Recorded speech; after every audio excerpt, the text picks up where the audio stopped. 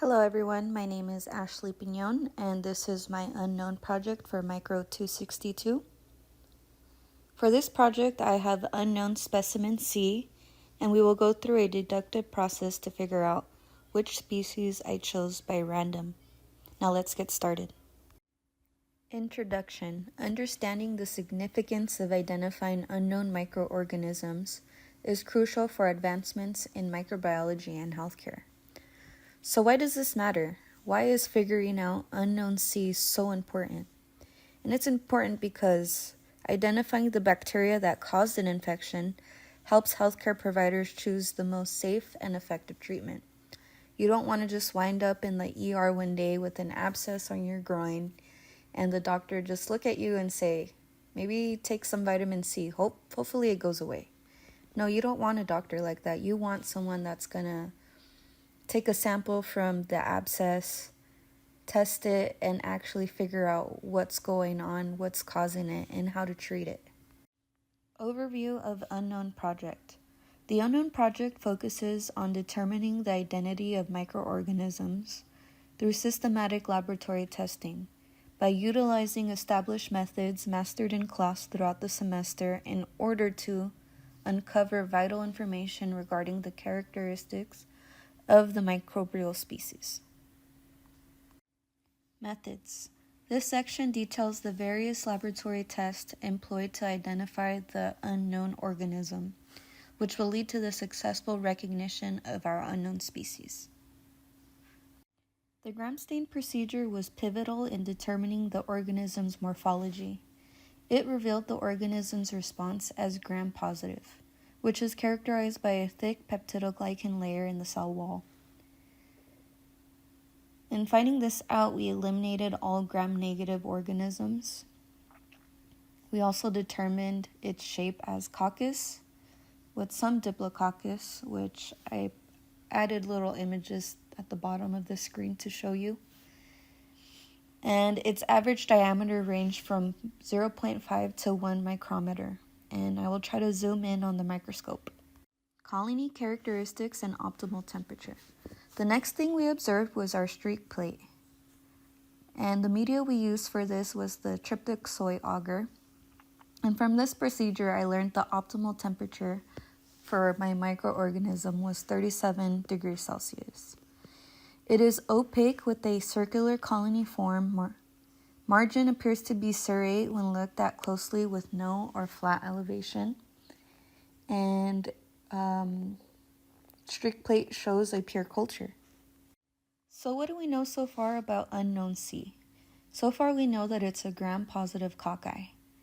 The next step is to figure out if it's catalase positive or catalase negative.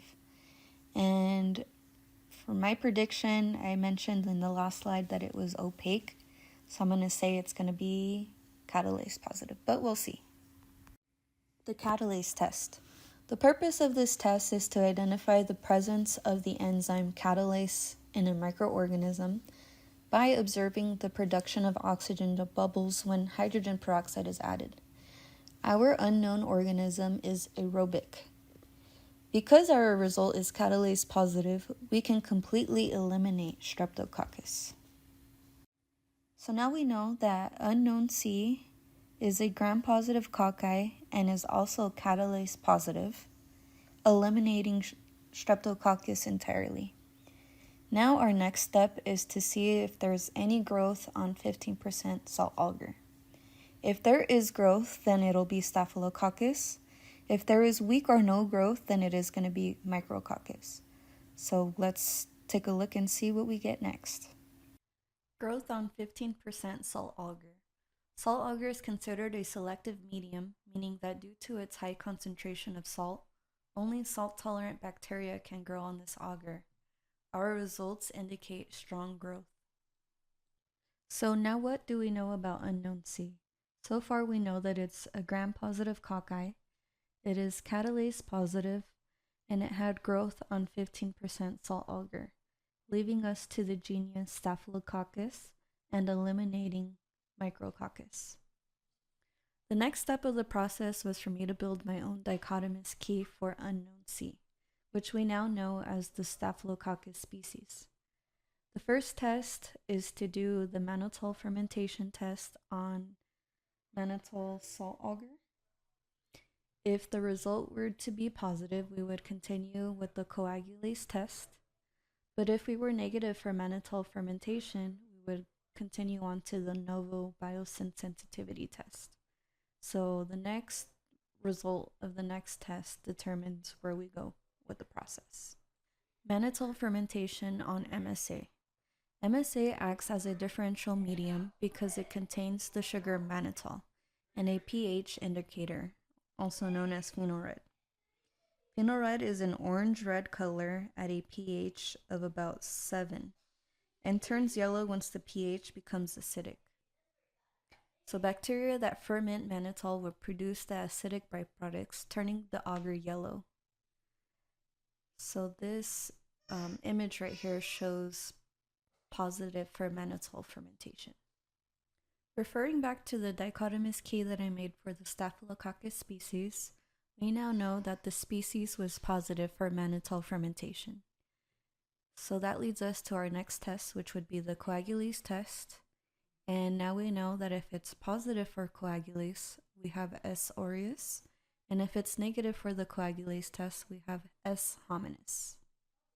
Coagulase test. This test differentiates Staphylococcus aureus, which is coagulase positive, from other coagulase negative Staphylococcus species. A positive result is indicated by formation of any amount of clumping or clotting. This is a positive result. So what do we know now? We know that the Staphylococcus species we have was positive for mannitol fermentation and was also positive for the coagulase test, which left us with Staphylococcus aureus. Interpretation of results. The test conducted revealed specific morphological characteristics indicative of Staphylococcus aureus. The gram stain results showed a positive reaction, identifying the organism as a gram-positive cocci, while the catalase test confirmed its ability to produce hydrogen peroxide, further supporting its classification. Confirmation of Staphylococcus aureus involved multiple laboratory tests, with the key being the catalase positivity.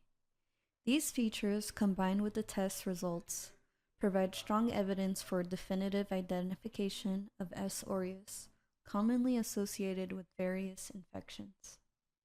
Some interesting facts that I found out about S. aureus is that it's extremely common and 1 of 4 is colonized with it. S. aureus is part of our normal flora, which is present in nostrils, armpits, and groin area, and can cause disease or infection if skin is broken. Treatment is antibiotics, but S. aureus adapts quickly and can develop resistance. There are 2 types of MRSA. There's a hospital-acquired MRSA and community-acquired MRSA. Staph is most often spread by contaminated hands. It can also spread in hospitals, healthcare facilities, and communities. It's important to wash your hands. People with certain risk factors are more likely to get a staph infection, include those who have invasive medical devices, are immunocompromised, inject drugs, have surgery or stay in healthcare facilities, and have close contact with someone who has staph. Implications of findings. Identifying Staphylococcus aureus is vital due to its role as a major pathogen in hospital-acquired infections. The result demonstrates the need for effective infection control measures and the potential for antibiotic resistance, highlighting the importance of further testing and monitoring in clinical settings. Future research directions. Further research may involve assessing antibiotic resistance in Staphylococcus aureus strains.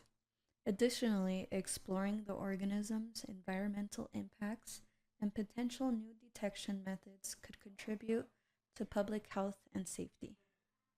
So this brings us to the end of my unknown project. We now know that unknown C is Staphylococcus aureus, and we know that S. aureus is a gram-positive coccus, grows in clusters, and it is part of skin and nasal flora. But it can be harmful and cause disease if it gets into broken skin. So it is important for us as healthcare professionals to take these steps to figure out what is infecting our patient and how to treat it. So we don't want to be the one that says, I don't know, maybe take some vitamin C and hope it'll go away. No, we'll know how to treat it. And that's what's important about this project.